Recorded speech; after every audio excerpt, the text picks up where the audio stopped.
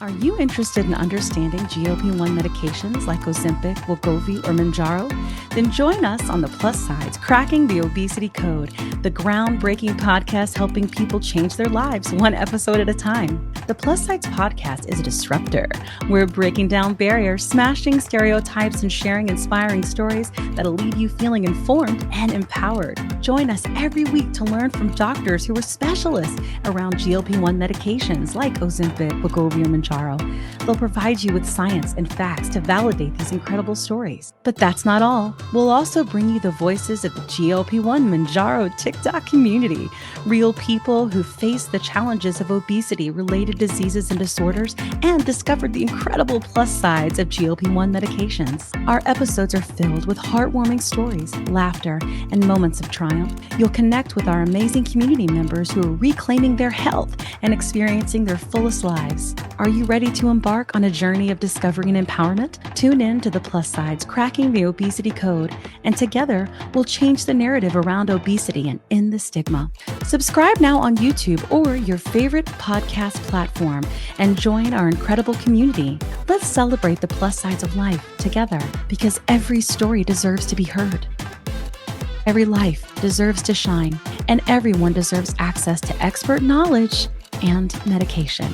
The Plus Sides Podcast. You're not alone. Have any trouble navigating coping skills in your life where you use food, alcohol, or other drugs, shopping, gambling, sex, or if you are obese and you're wondering what medical solutions are available to you, or if you have children that are overweight and you're wondering what to do about it, I highly recommend that you listen to my new podcast, The Easy Way Out with Dr. Joy Bracey. I've lost 165 pounds over the last 16 months, and it's been an emotional journey more than anything. Easy Way Out started as a podcast about whether or not I should have weight loss surgery to handle my chronic obesity, but it ended up in places I did not expect. My personal favorite episode is Shut Up Fatty, and it's with my daughter and my son who are now adults, and we covered what it was like for them to grow up in a fat family and how I handled the fact that they were overweight and what I could have done better as their mom. You'll be tearing up one second and cracking up the next. You can find The Easy Way Out with Dr. Joy Bracey anywhere you listen to podcasts. Welcome to the Plus Hi, guys. Side Podcast.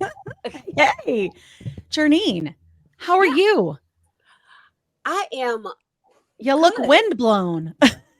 Yes, because I was literally flying back to You just flew in, Atlanta. literally. Literally. Yes, you did. Yeah. And I felt like I was flying through the airport so I could Yeah. get back home, but it's no place like home. And it's no place like being here with you gals. That's yes, right. gals. I said gals. Yeah. Gals? Yeah, gal. Fine, it's fine. This is Joja. We can say that. Okay. You Okay, know, cool. yeah, sure. All right. Right. Go. She, her. Hey, gal. Kat. How you doing? Hi. How are you guys? I got doing? me a little sniffle, so you're going to see my trusty teepee over here going That's like all right. that. I've had no. post nasal drip for like 2 months, so I get it. Oh, yuck. Well, that's good. Everybody's been sick Cold. for like the past 2 months. It's like they have a cough that just won't go away. The sniffles that are just here to Oh, yeah. stay. That We had the flu for Christmas. It was a good gift. Yeah, Merry I'm, Christmas. I'm glad yeah. I got It's my flu shot this weekend. I'm feeling so much better today. No. That's good. I heard it knocked you on your bug because you got that plus COVID, right? Yeah. COVID shot Oh. anyway. Yeah. I'm a boss. She did. I'm a thug. What is it? Just like you guys are like, hey, I'll just pay once, and like I don't get Yeah. it. I ain't my getting it God. mixed Same together. arm. My arm feels like I got a tetanus shot. I bet it does. But, My gosh. I just felt chilled and exhausted. That was it. Yeah. But this morning I still felt kind of weird, so I didn't go work out. And Yeah. but now I just made a TikTok about my Rick James t-shirt. I saw. The Rick James t-shirt. I can fit it again. It hasn't fit in 20 years. That's amazing. That's amazing. Or I I bought love my it. favorite top, and now I don't know if you guys know, but I'm obsessed with this top. Like those who can watch, I have it in every color they have. It looks just got nice. restocked. It's really? polar, my favorite tops. They're my favorite tops because they're oversized and they're straight size, so I can wear like regular human size clothes. Like you know what I mean, like regular, like you know what I mean by regular sized human, right? Like yeah, the like average. human-sized clothes. I get it. Yeah. Yeah, like Yeah. average folk. Like I could walk into an indoor store. Yeah, anyway, I like it. I love the poll stuff because it's just like super unique. And I have it in every color. So this season on the podcast, you're going to see this shirt in every color, including the pink one. Oh, I got 2 pink ones. I like that gray one that you This is the green one. The green, there's a gray This one. is green. Too. The gray one I wore on last season. I don't care. I love it. Like that, that TikTok trend. Like if I like it, I'll buy it in a different color. Hey, that's you, huh? Me. But I am pretty darn sure because when I bought it before and it was out of stock, it was actually a large, and I've since then lost 20 more pounds, and now I think I can wear a medium. So I think I'll keep the large because I love it. I know. But keep in mind, it's oversized, right? So, it's just, I love it. It's cute. Here's the thing. As a plus size lady, I find that there is just not a lot of I feel like I walk into a room and if there's somebody else plus size, a lot of times we're wearing the same clothes, and so I like the pull stuff that comes from the boutiques because I can wear it and I feel like I look more unique, and I'd like to stand out for something other than my bootay. I want to look cute. That's a good idea. Cute. I want to look cute like the Kardashians cute. They always say that. You look cute. I just did a video for for those jeans, the Good American jeans. And I was like, you look cute. That's what they say to each other when they see each other. Like, and the vocal fry. Glam. You look the vocal fry. Yeah, like you like, yeah. Oh my God. Right. I love any Kardashian trending sound. I think they're funny. Hilarious. I know. I do too. My husband hates that I do, but I'm like, they're so entertaining. They are. I didn't say I don't want to be their best friends. I'm just saying they're very Their madness is just like, oh gosh. Yeah. What do they have to now? Yeah. Yeah. True. Yeah. Anyway, so people that if you're new here, like go back and watch the first 2 seasons, please. Thank you. But if you want to stay, that's cool too. But I'm Kim, and this is the Plus Sides Podcast. I'm the founder and host or something, and Kat's the associate producer and host or something, and JT is a business development person and host, and that's what we do here. I've struggled with obesity since I was a little girl.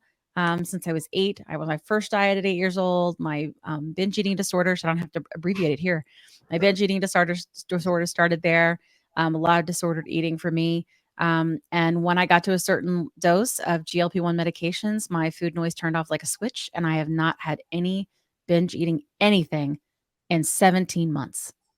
And that is the longest I've ever gone. It is life-changing. My obsessive anxiety is gone. And when you are sick your whole life and then you are better, all you want to do is shout about it. And luckily there was a community here on TikTok and many people that were thrilled to do the same, And so we're trying to get loud and change things on this podcast. We figure we'll be in the thorn of people's sides soon enough. We're a part of some telehealth and stuff, trying to change the way that, our community is treated in healthcare going forward. We're trying to move some sort of needle. And in the meantime, we get messages that we're changing lives. So that's what we try to do here. And we're glad to have you along for the ride. I want to make sure that I get Kat an opportunity to tell her quick spiel, and JT too. JT, your spiel. No, it's like I've struggled with obesity all my life. I like myself as a plus size fat fitty. I like to own that word. I've always loved fitness, did a lot of sports. But now it's amazing. I feel like my exterior is starting to match how I feel on the inside when I work out. I feel fracking amazing every time. Fracking. Every time I have a workout. Although I will say it's not I don't wake up and be like, yes, I love it.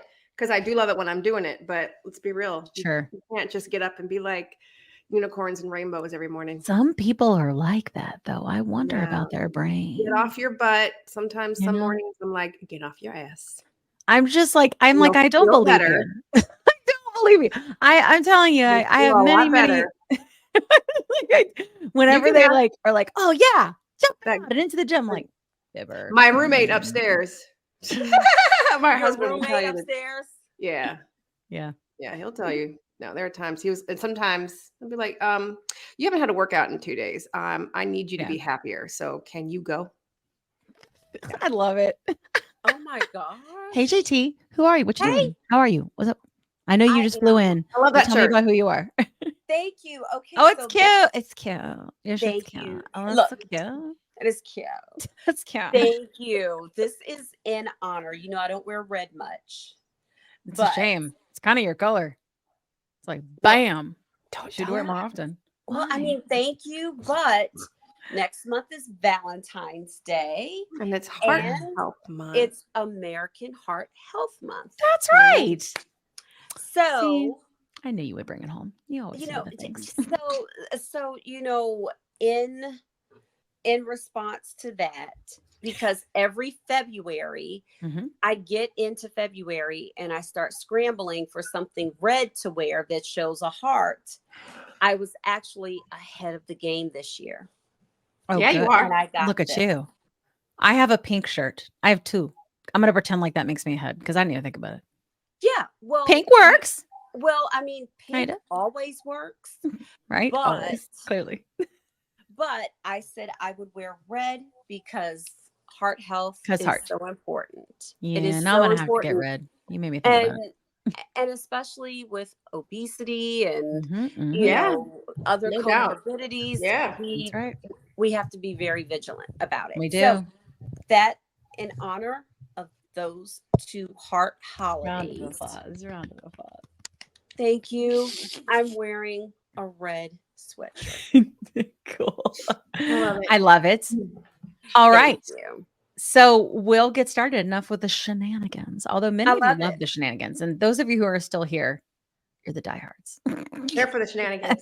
You're here for the Diehards. shenanigans. Thank That's you. right. And we love you. All right. Look, Moving thank on. you, diehards. Thank you. We have a community guest tonight, and we have a doctor that is an obesity doctor, and we will talk more about how and why all of these things that many of us are experiencing are happening, because there's actually reasons in science and maths and all those things behind it. And so like we want to understand them and we want you to understand them too. So today our community guest is Jack.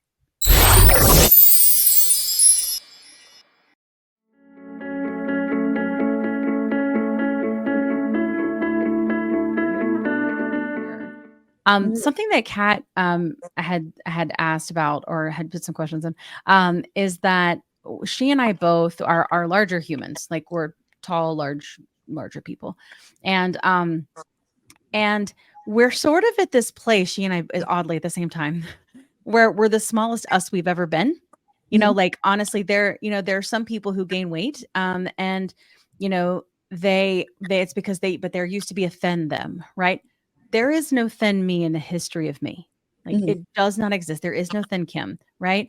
So the mental piece of trying to reconcile with that I'm the size I was in high school and I'm still plus size. Like I'm still, in the 240s. I'm very tall, but I'm still plus size. And I'm scared to not be plus size because I've always been, and I've become to where I've almost identified with that. So I think that has a lot to do, in my opinion, and kind of what I've been working through with the body positivity movement, right? Like with people saying this is who we are and accepting our bodies for who they are and what they are. But part of me thinks the reason that I did that is because I had to survive, right? With the way that so many people with obesity are shamed and just treated horribly, especially in this country, and I'm curious, like in treating people with obesity, especially when they get down to where that switch is about to happen, right? And maybe they've never been thin, right? How do you handle that? Because I mean, Kat and I don't know what to do. Therapy is good, but still. Well, one thing that I see very commonly in treating people who are losing a lot of weight is that the self-perception of your own may not change, even though what's in the mirror will change. So someone can lose 100 pounds, but they still see themselves as 100 pounds heavier, even though I'll show them your weight graph. It's gone down 100 pounds. They say, no, I'm not. It's still the same. You don't see yourself as that thinner person because that's how you perceive. So the outside world looking at a thinner Kim, where you're still seeing a heavier Kim. And then we have to learn to accept that both are okay. And you have to feel comfortable in the body that you're in.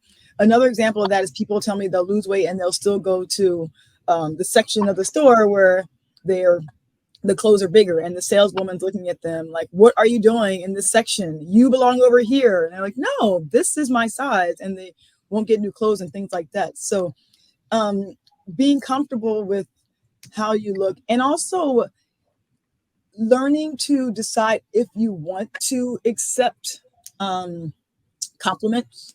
Because if someone says, oh, you look so great, what someone hears is, I didn't look great all those other times that you saw me.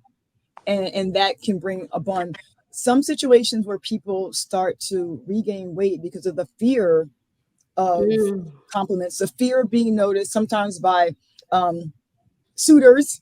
If you've been traumatized, you don't want people to look at you because you might be traumatized again by them. So these are very much things that we deal with therapy, because the self-perception and the outer perception are totally different. It makes a lot of sense. It makes me think of, because I've gained and lost many times in my life. And I do recall there was a point when I did get fairly low, but 20 years ago.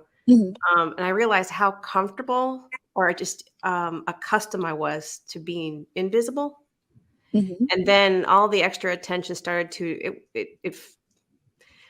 first it was an inconvenience. And second, it made me uncomfortable. Like, this is way too much. Like, I'm used to being invisible, ignored. This is, whoa. Yeah. It's an adjustment. It is And I gained it bizarre. back. Yeah, well, I mean, I think that happens a lot, right? I don't know. I think that our brain, I don't know, it's like constantly fooling us. I don't know how to describe it. And I'm sort of recognizing that it's trying to fool me right now, if that makes sense. When before, I don't think I did, right? I was like, okay, let's go eat some more, things like that. And like, I'm going to go take some liberties. I'm going to have 10 wings and I don't know, like whatever. Right. And then I'm realizing, like, when it starts to kind of like get away with me and being like, wait a minute, is that what's actually going on? Like, the ability to slow your mind down and really understand the behavior, I think, has been a very powerful experience for me. I really wasn't capable before. I really wasn't, and it's just so nice to be capable, True. Yeah. Yes, indeed. All right. So we got another question for you too, as we have all of them for you. So you shared with us on the beginning and in your bios that you struggled with weight during your preteen years. And I read that you assisted some of your classmates as well. What is your outlook on varying levels of obesity, genetics, and the treatments of, or are there, would, in your opinion, be varying levels of like ways to treat obesity? So this is a really packed question. One thing I do draw for my patients when they come in is these 3 circles. Yeah. And the circles are, what controls your weight? It's more complex than this, but I have the genetic circle, Okay. the environmental circle, and the physiologic circle. And they're intertwined in a Venn diagram. So, and then tell them your genes control 40 to 70% of your weight. Wow. And there's nothing we can do about it right now. There's no gene treatments that we have that can fix that part. And that's why even with the best medication, the best lifestyle, you may not get to a thin person size because there's just that aspect. And of course, genes affect physiology. Then when we look into the intersection between genes and environment, a really common message I get is I ask people when they start to gain weight and, being in New York, they say, oh, when I moved to the US from whatever other country. So what happens there is epigenetics, meaning there is a gene that was turned off when you were living in your home country. But you came here and were exposed to something. Maybe it's the air, a food additive, something that turned that gene on. So previously you could not keep weight on in your other country. How come you can do it too efficiently here and really start to gain weight? So the epigenetics, the combination of how environment affects genes, is a piece, again, that we can't control. Right. And that's why we need the treatment. So the only things we can affect are our environment, diet, exercise, behaviors, and physiology. That's medication to help your body want to lose weight.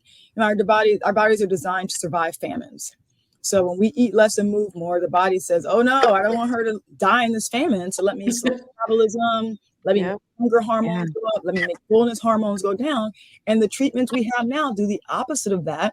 And there are more treatments in the pipeline that will do that more effectively and treat more people and be tolerated by and really accepted physiologically by more people, so we can find these. And I think that's what's really unique about, this newer class of medication, because if we were talking 20 years ago, we'd say, if Intramine doesn't work for you, something must be wrong with you. Right. You're lying. True. And what have we discovered? I really think that people have a GLP-1 deficiency. Yeah. And that's something that we should consider renaming obesity as we look into other I love that. aspects. Because what do? When you have low thyroid? We give you thyroid hormone back, and then things get better. So we give GLP, we give GIP. There's a third G, the glucagon one. When we find the right G's for the person, we're getting results like we've never seen. So that's how we can adjust physiology independent of the genes that we were born with. Love it. That's brilliant. Love it. Hey, Jack. I have a question for you to ask Dr. Lofton. If you look at the chat. Oh, sorry. You can read it. No, it's okay. I just think it's a good one. Oh, I had a question. I can cut out all this weirdness. It's fine. Lydia, I can read that as well, but I kind of had a question very similar to that. So I'm glad. Do both. Yeah, do whatever you want. It's fine. Building on the topic of childhood obesity and some GLP-1 therapies approved for ages 12 and up, what are your thoughts on the subject? What are some of the instances in your professional opinion that would be suitable for children 12 and up? So the question is treating adolescent obesity with GLP-1 therapies. I think it's long overdue. I don't think that we should reserve medications for adults if they're proven to be safe in teens and adolescents, which the studies have shown most of the medications that are available for anti-obesity to be safe and effective for age 12 and up. So those have been studied, I think should be available. I don't think we should wait until someone is 1, 18, and 2, bariatric surgery, has bariatric surgery potential to treat. Because what is that person going through in those 18 years that could potentially be irreversible with regards to mental health, liver disease, diabetes? Why should we delay that? So these treatments, I think, should be, of course, used in conjunction with diet and exercise and behaviors, but we need to treat early because our teens and our adolescents are getting these diseases that can be detrimental. And if we don't treat them early, they may not make it till 40. Yeah. Wow. So I do think that, in instances in which I think it's necessary, you've tried what you can from a basis, like you said, doing all the sports. I did 3 sports all the time too when I was young. Still had the weight issue. Same. You've done the support groups and all these other things, and you're getting sicker as a child. Not only physiologically with glucose issues and liver issues, blood pressure, cholesterol, but mental health, social isolation. Those are situations we should be more aggressive than diet and exercise in younger people. Yeah. Yeah. There is a tremendous amount of just like shame and stuff that went on with me. Like I, even though like I'm not like Kat where I was like Queen Fitness, but I was in Flagline. You dance with a flag on a football field. Like I was also a singer. So I was like, it wasn't like I wasn't social and wasn't active, there she is. We got JT Beck. But I also played softball. I did ballet and tap. Like I was always very active, but I was still big. And everybody just said that it was because of how badly I ate. But the thing is I didn't eat badly. I don't like giving like that food anymore, but like that is what I thought at the time.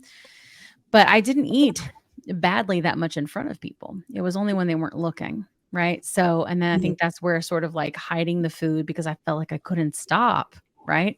Started happening. And I remember when we first started this podcast, like episode 5, we had an obesity doctor on.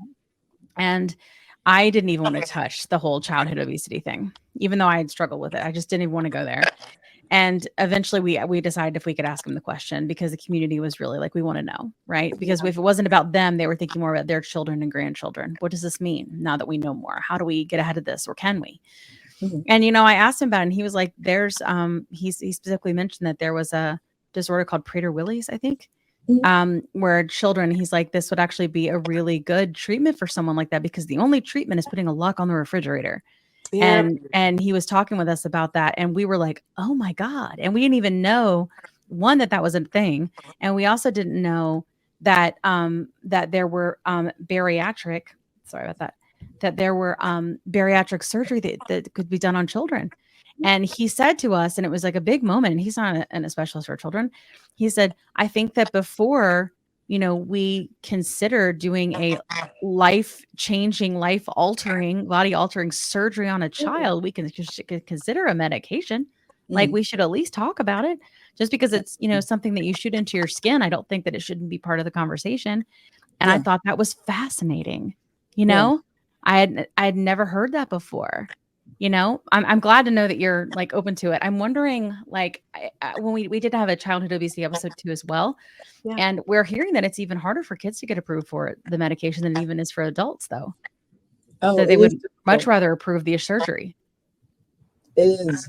The insurances are thinking about a lifetime of therapy, and unfortunately, that's financially driven when it should be health driven. Right. To point out, though, Prader-Willi and other genetic syndromes of obesity, we call these. These are usually identified in the pediatrician's office because there is it's highly abnormal rate of weight gain in a young child. So we're talking 2 years old, 18 months, you see obesity. And we do screen for that in our adult clinic, but we see it usually is diagnosed in the pediatrician's office because the weight curve is just, they're off the chart before they reach 2 years old. We actually screen with genetic tests for syndromes like Prader-Willi, Bardet-Biedl syndrome is another one, because these are defects in the receptors for satiety in the brain.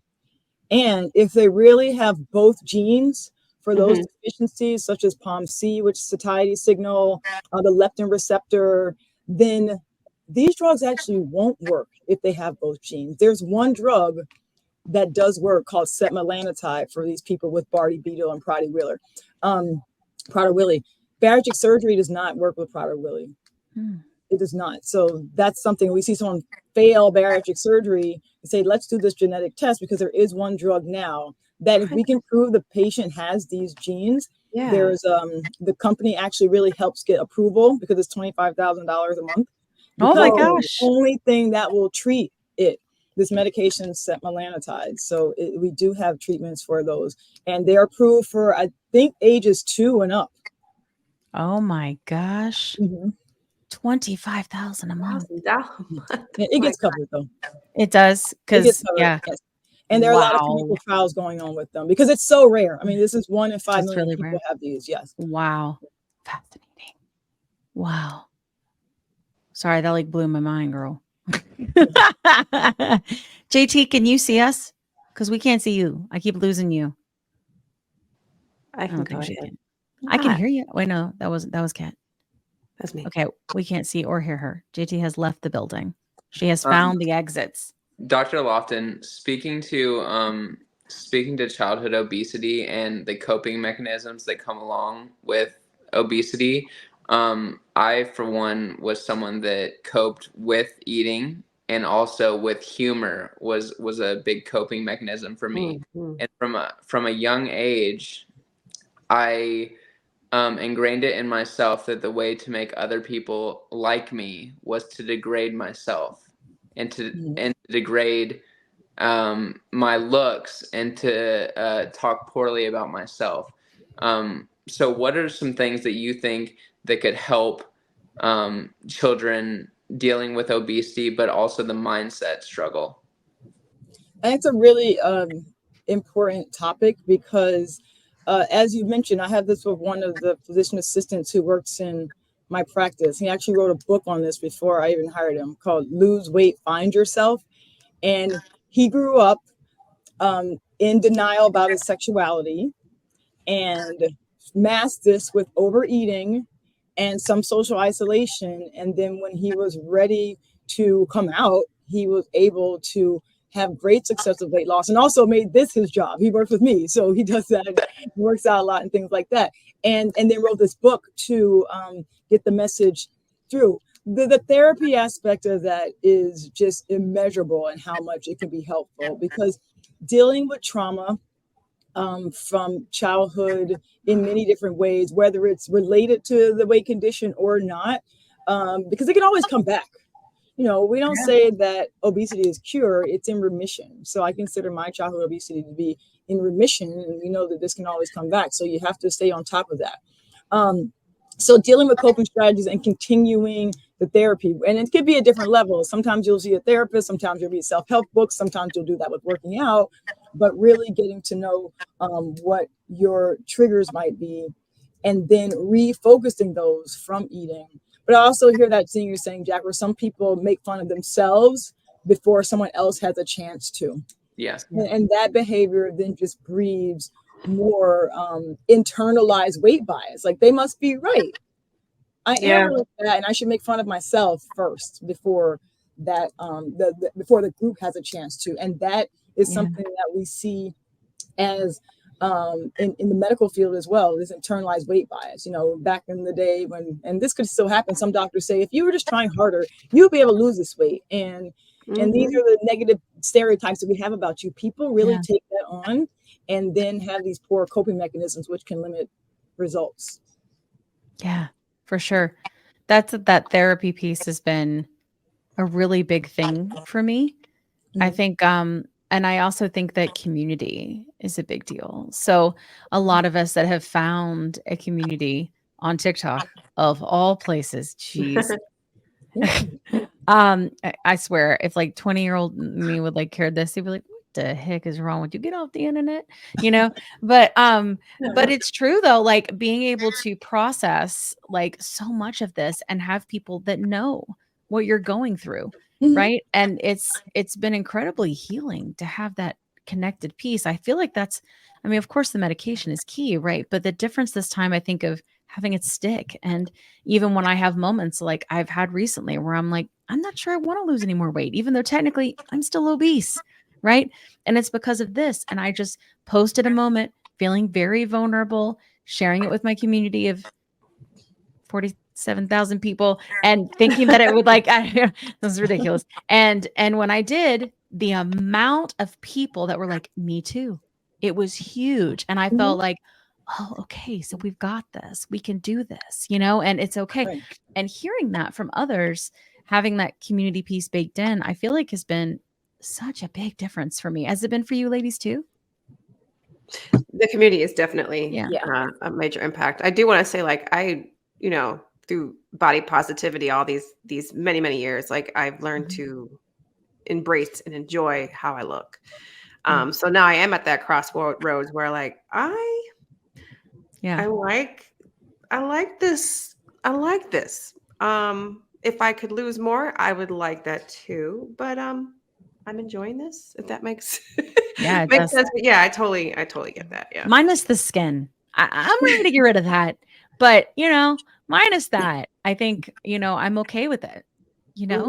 I also don't even feel like I have to run and go have surgery or anything like that. I think eventually the skin is going to continue to be an issue. It's a lot, 100 pounds is a lot of weight.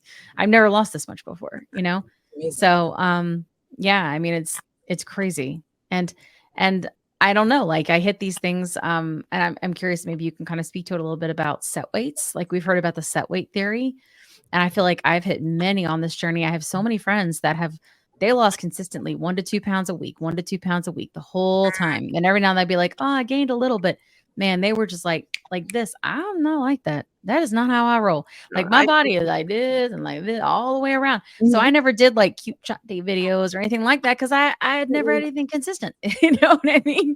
Yeah. And but I'm wondering, like, I remember when I hit the weight that I was before, like when I got pregnant with my son, miracle baby, pregnant with my son, and I remember it was 280, and my body fought that weight and made me gain and go back down and bounce around for 3 months until eventually it let it go, and it's like I don't really know what that is. Can you explain like what the whole idea of set weight theory is? Yeah, so this is a theory, I will say. Yeah. So it's not been proven that there's a set point, but what you're referring to is in equilibrium, if we kind of just let everything go, this is the weight you're going to be. Yeah. And we think certain things can treat that. Surgery treat that? Does it really change it? Does medication treat that? Does it really change it? Yeah. But one thing you're commenting on is the trajectory of weight loss. So I actually weigh, first of all, I'll just say in my practice, the number on the scale really doesn't matter to me. The goal is health and happiness. So once you have normal labs, feel good, and then we'll work on maintenance. That's what I tell people. Okay. But we look and see, okay, what's your graph look like? Does it look like this? Does it look like this? Or does it look like you said this? That tells me what your body is doing. When you start getting to this part, you're trying to eat less and move more, your body's fighting back. You're trying to eat less and move more, your body's fighting back. So that tells me that if you want to get below this, we need to change something because your body is saying, I'm not doing it. Yeah. That was my whole 2023. That's awesome. Okay, but it's starting to move down now. But yeah. Oh wow. Eventually. So you look at the trajectory. That's why I like graphing the weight to see what's going to happen. Is how proactive do I need to be in? If we need to get down here and we're here, we probably need to change your medication or make a major dietary change or see if there's something else we can do in the environment. Because when you look at the graphs from the studies, they're all like, phew, but those are an average of 2,000 to 3,000 people. Keep in mind. Yeah. That's why it looks like that. A lot of times I see stair steps down with weight. Yeah. So it's really about kind of evaluating where you are in the grand scheme of things. I definitely don't even consider looking at my rate of loss, and I still have a cycle. So I don't even do that until the month is over. And then when I look back, it's about 1 to 1.5 pounds a week. But if I look just by week, sometimes I'll be up 3 pounds and I'm like, I think that's poop and water. You know what I mean? Like exactly. That's why I just but I had to learn a lot about that. It has been interesting to have a better relationship with the scale, if that makes sense, through this whole process. It is a like JT says, it is a marathon, not a sprint. Like it is a time thing. It is a commitment. And there are some people that we know, like we have somebody in our community and I think he's weighs over 400 pounds, but he's lost like so much weight. I want to say like 60 pounds or something like that in just like a few months, so it's like everybody seems to have a different kind of rate of loss, Right. Yeah. JT, I think you had a question. Yeah. Now that we can see you, your lovely face. I'm so happy to see you all.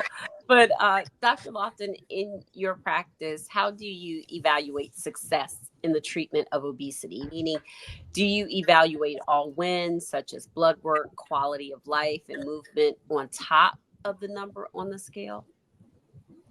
That's a good point. So the first thing I ask people when they come in is, so my door says weight management. So I know why people are here, right? But I ask them, why are you interested in weight management? What do you really want to get out of it? And that first statement is what I'm evaluating as, did we achieve that? Because we know that our scale goals change, right? I see people, I want to lose 30 pounds. We get to 30 pounds. Oh, the goal, that number changes. It's okay. Now I want to lose 40 pounds. That's fine. So I look at your health and your happiness, normal labs, you feeling good, being able to move throughout the world with ease. So if previously your knees hurt and now they don't, that's a non-scale win. And also, confidence, mental health, those are things that really can waver, even weight is up or down due to other things. So we really look at all of those, not just the number on the scale. We have to put the number in the chart for insurance purposes. Sure. Otherwise, I wouldn't really care. But I like to graph it and things like that. But it's really about you feeling good. Some people say, I want to be able to tie my shoes. And I can't. Right. Okay, let's achieve that. Right. Yeah. Totally. Yeah. And I think having those smaller goals in the beginning, even if it's just to tie your shoes, it's huge. I mean, I think I remember I went to the beach this summer with my son, and for the first time ever, we swam in the ocean, and I was just jumping the waves and riding the waves, and I could do it, and my knees weren't buckling underneath me, and I wasn't in pain, and I was just enjoying the moment and just the beautiful richness of that. And it was I was like, everything is worth it just for this. It was the coolest thing. I think it's just that people don't realize there are people that want to be thin and skinny and all of those things. I think the only reason we want that is because of society, which will go into JT's question. But I feel like we just want to see our children grow up. We just want to see our grandchildren. We just want to be able to have adventures and not be in pain, And I'm always just saying, I feel like people with obesity, we're just people that have a sickness and we need medicine and we deserve medicine. And I think that going back into like how society views it and continues to look at it like it's phentermine or like it's a diet pill. I don't know how to get away from that. I really don't, Yeah. it's awful. Go ahead, JT. Sorry. Yeah. No, that's actually a really good point, because so many people who are entering the community are like, oh, the appetite suppression, and it's like that's all they focus on. And I always say these medications do more than just appetite suppression. If that's what you wanted, you could go to the drugstore and get it. But thank you. But we seem to be in a time where obesity medicine is becoming more prevalent in the public eye. So do you predict a time where the greater public and medicine will be able to see obesity differently than just caloric deficit? I think we're getting there, to look at it from a more holistic approach. And I think that's starting with combining the body positivity movement with the fact that we have safe, effective treatments. And one, knowing that those two are not in opposition. You can love your body and still want to lose weight. And I don't think we need to pick one, and if you're in a body positivity group, don't shame the person who wants to treat their weight, with medications or whatever treatment they decide to do so, because that's their body and it's about how they feel. So I think with changing opinions, recognizing weight bias, I do a lot of talk about weight bias because that's still one of the discriminatory practices that's unfortunately still accepted in the media, in schools, in workplaces, in the medical setting. We need to understand this exists and it's not okay. We need to change that bias. It should be completely unacceptable, like racial bias, other things like that. And then we can't be in a place where we're shaming people for being a higher weight and we're shaming them for treating it. I had to tell this to a patient the other day. She said, I really don't want meds. I said, well, what's your reason for not wanting meds? She said, well, I don't want people to think that I'm taking meds. So I said, well, you don't have to tell anybody outside this room, but you're going to have opposition, unfortunately, in our world either way. If you do, if you don't. So really changing that narrative. And I don't think we should hide it. I don't think we should feel that it needs to be something that's under the table. Of course, it's your body. You can just decide what to disclose. I give you a lot of credit for Mounjaro cups, by the way, with the group. Love it. Yeah. Because it shouldn't be anything shameful. We don't shame people for having cholesterol issues or diabetes issues. Again, those are culminations of genes and behaviors and physiology too. Yeah. So it's really about changing the perspective, and we're getting there, but there's still a lot of work. Yeah, for sure. Yeah, we're trying to. I like that. We're on the same road together. We can just, put it together. Yeah, like they don't have to be mutually exclusive. You can be positive about your body while you're treating your disease. I feel that way. Yeah. Yeah. Yeah. In terms of insulin resistance, we've been hearing this a lot on the show from doctors kind of talking about this being a spectrum, right? But does everybody that has obesity have insulin resistance of some sort? We don't know is the answer, because we can't measure insulin resistance very well. There's a time. How do we measure it? Can you explain it, the ways that we do? In research settings, there is a test called a HOMA-IR. It's a test for insulin resistance, but it's really expensive and not really feasible to do just when you go to get your labs drawn. So they don't do it all the time. But I believe that insulin resistance is present before it shows up on labs. So I don't think we have a sensitive enough test to determine everyone who's insulin resistant. By the time we see it on labs, we see insulin levels rising or we see A1Cs rising. The insulin resistance has been present for decades, maybe. Right. So I think we need a better screening tool to determine who has insulin resistance and who doesn't. Now, but we do know sort of the other way. So if you have type 2 diabetes, we know you have insulin resistance. If you have non-alcoholic fatty liver disease, we know you have insulin resistance. So we can see that backwards. But I think we need a better screening tool to see who's insulin resistant so we can treat early.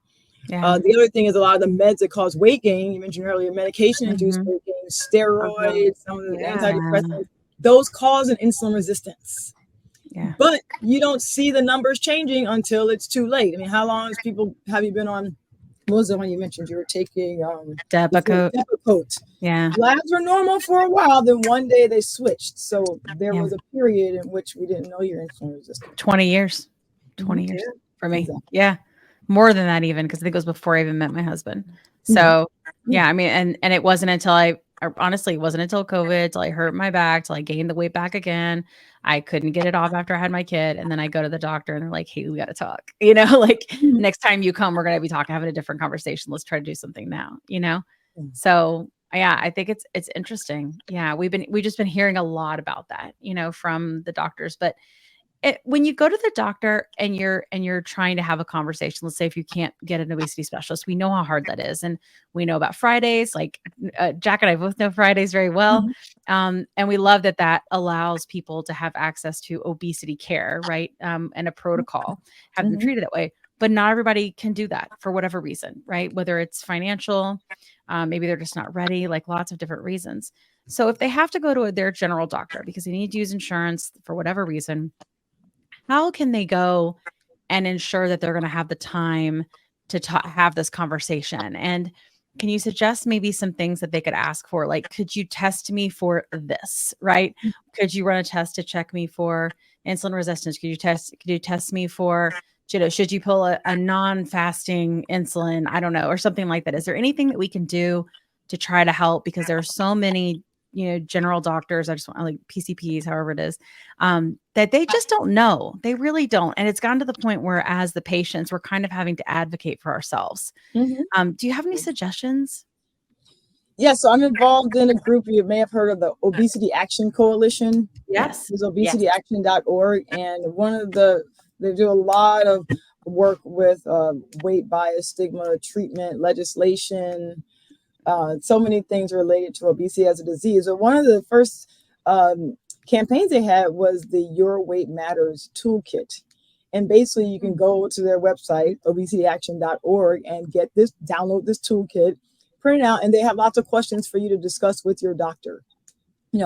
Talk about telling them your weight history. I ask everyone to draw their weight history when they come in, telling your weight history, what your concerns are about your weight, if it's medical or not, if it's a way that you feel or a fear of getting some other disease down the road, and then specific questions to ask are really in that toolkit. As far as asking for labs, I think everyone should get the labs you normally should get every year, Right. And those include normally your thyroid, your A1C, your lipids, your kidney, liver function test. But those being normal does not mean you can't treat the weight condition. Yeah. So I often tell patients, I will check your labs. Interesting. Yeah. I'll see if there's anything I need to treat to help you lose weight. But if they're normal, that doesn't stop me from making a treatment plan from you. Nice. I hope they're normal. Okay. Yeah. I want them to stay normal. Yeah. But oftentimes we don't have the etiology of the obesity, but we have the treatments. Yeah. That makes sense. Awesome. I will get that link and see if I can put it in the show notes for our listeners or watchers. It should be in the show notes for audio and for YouTube.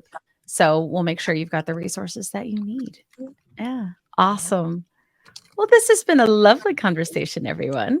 And thank you so much for coming. I appreciate that. Dr. Lofton as well. Thank you for the link.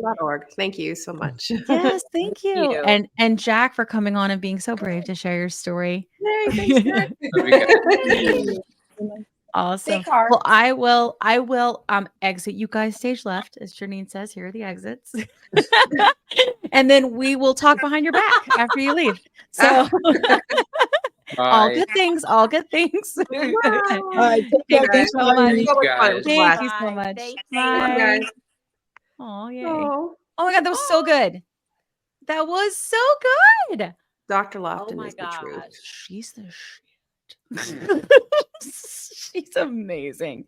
She said all these things. I was just like, oh my God, it's fascinating. Oh yeah, I'm supposed to ask you questions. I love it. Like typing in my notes, like some of the things that she was saying, because I had never heard them explained that way. Yeah, I know. It was the best. I know. She's fantastic. I've been going after her for a minute. I love we got her. I love the point where she said we can live in two worlds, and in fact, we need to be Yeah. body positivity and wellness and weight loss need to be Yeah, together I to agree. help Yep. this movement to like You know, stop yes. obesity bias. We got to Yeah, get it Yes. together.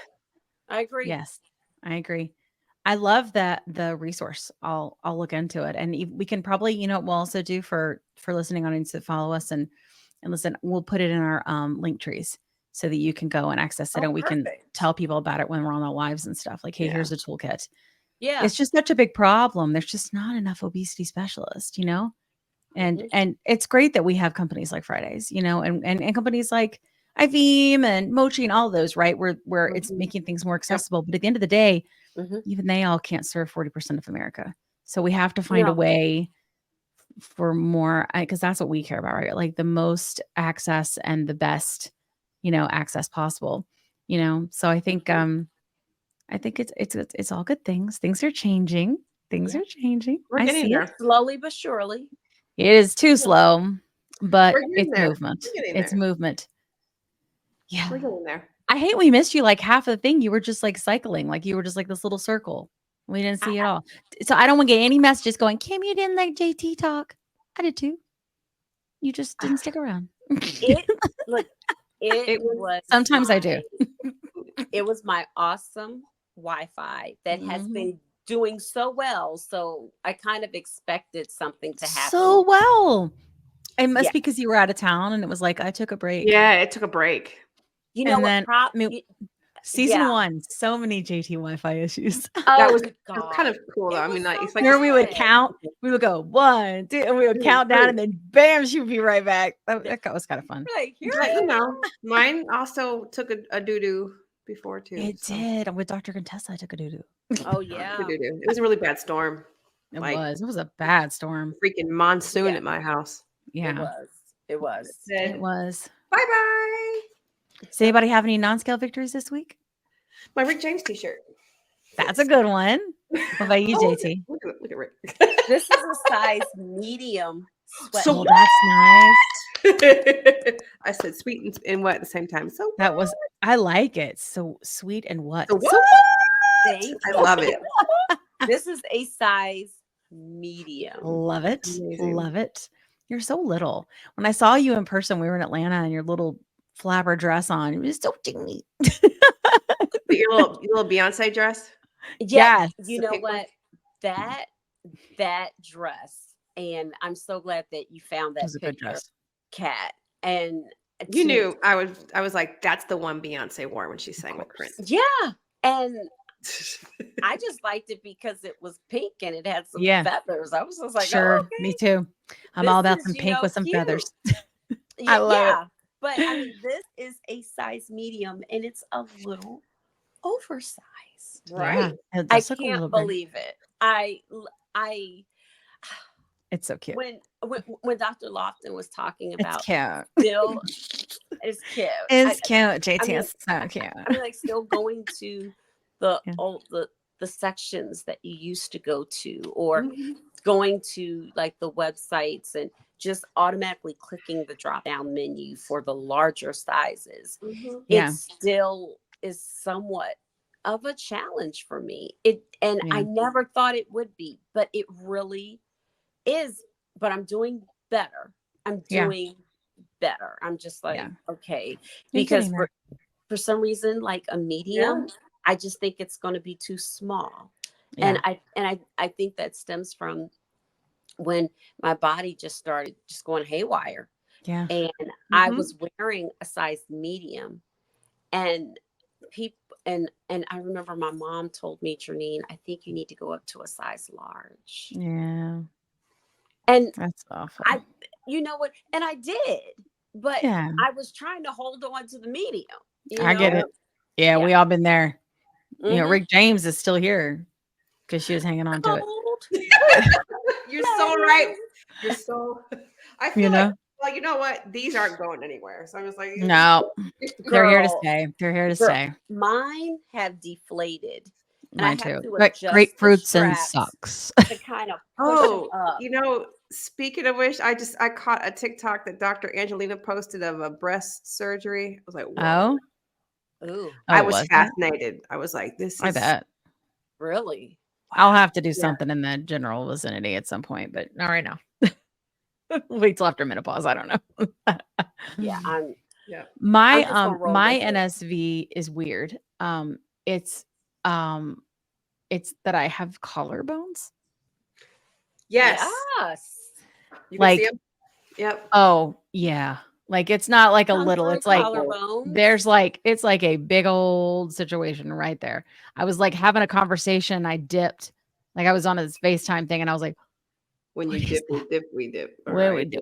When I dip, Oh, we when I dip. dip, I dip, we dip. Oh, I Something. caught it. I caught it. Yo, I put my head up on my When you dip, I did dip. we dip. Yes! Woo! lovely way. A Go, lovely way to Kim. end our night. It doesn't happen very often. But I Yeah. caught it. But Anyway, when it does, it's so good. it is. It's gold. I love it. All right. Well, it's been a great evening. Let's all go to sleep and stuff. No doubt. I love such an You old got to lady. eat dinner first. Yeah. You've been like, it's been a busy day. Yeah. You know, speaking of eating, I don't know if you know what, we can cut it out if we don't want to talk about it. But I bought the Prime Bites protein brownies. How? Oh. And been all over TikTok. WTF. Really? These mofos taste like a damn buttery ass No, cake they do not. piece of cake. Stop it. Is it good gluten in it? Oh, dang it, Kim. Probably. You called me on Does it say Friday. wheat? Hold on. Does it say wheat? I don't, If it wait says a minute. wheat, we know. I do have my readers in here. Oh, your readers. Those are the cutest. They look like coffee talk. You know? Wait. Dr. Lofton's a sweater badass. weather. Oh, I don't know. Look at this Sweater almond flour, vegetable oil, Well, I can't eat it then. tapioca fiber. Ooh, this is all trending to gluten free. I know. Let's see, lecithin. That's and everything. If it didn't say wheat in like the first 4 ingredients, I think. Girl, we're I don't good. think I see gluten in here. Great. Gluten free on the box. What does it have like contains milk or something like that at the bottom? Because it would say contains wheat. It contains my milk, life. eggs, soy, almond. Now listen, it does say may contain Trace amounts. wheat, peanut, cashew, walnut, pecan, or as we say in Georgia, pecan. But I say Pecan. I don't know. I change it up a lot. Sometimes it is definitely a pecan pie. you know what I'll do? It is not a pecan pie. I will It's save pecan. you a bite, Kim, to make sure and see if you have any gut reaction to it. This is the birthday cake. We'll know if I Man. start to itch. I itch when I eat it. It's awful. Take a little baby bite. Yeah. But oh my God, usually protein, anything I'm excited. tastes like a foot. Yeah, agreed. I got to try it now. Tastes like this. I haven't found like anything that's very good. Like a shoe. So anyway, and listen, we didn't get paid to do that. I just decided to try it. However, we are open to it. We are not above it. Reach out. Not above this talk. But those We're things fine. Are delicious. We got a whole lane for an advertiser that wants to be a protein. We've been trying to get devotion. Nothing yet.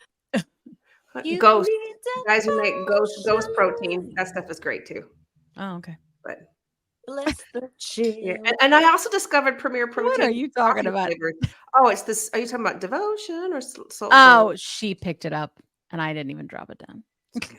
I was singing Earth, Wind, and Fire. You need devotion. Oh yeah, yes. You didn't pick it up yet.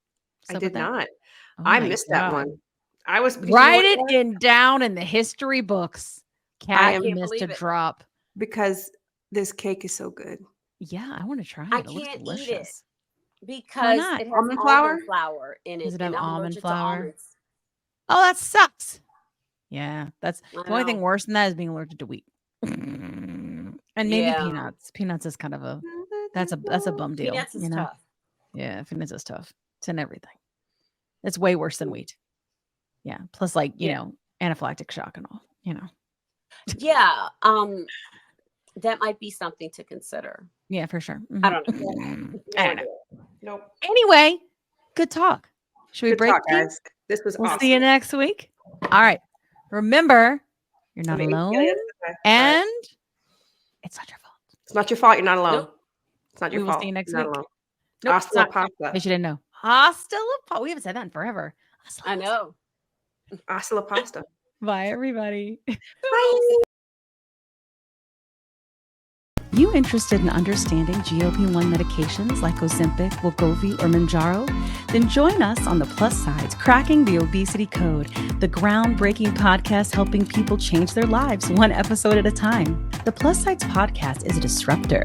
We're breaking down barriers, smashing stereotypes, and sharing inspiring stories that'll leave you feeling informed and empowered. Join us every week to learn from doctors who are specialists around GLP-1 medications like Ozempic, Wegovy, or Mounjaro. They'll provide you with science and facts to validate these incredible stories. But that's not all. We'll also bring you the voices of the GLP-1 Mounjaro TikTok community, real people who face the challenges of obesity, related diseases and disorders, and discovered the incredible plus sides of GLP-1 medications. Our episodes are filled with heartwarming stories, laughter, and moments of triumph. You'll connect with our amazing community members who are reclaiming their health and experiencing their fullest lives. Are you ready to embark on a journey of discovery and empowerment? Tune in to the Plus Sides, Cracking the Obesity Code, and together we'll change the narrative around obesity and end the stigma. Subscribe now on YouTube or your favorite podcast platform and join our incredible community. Let's celebrate the plus sides of life together, because every story deserves to be heard.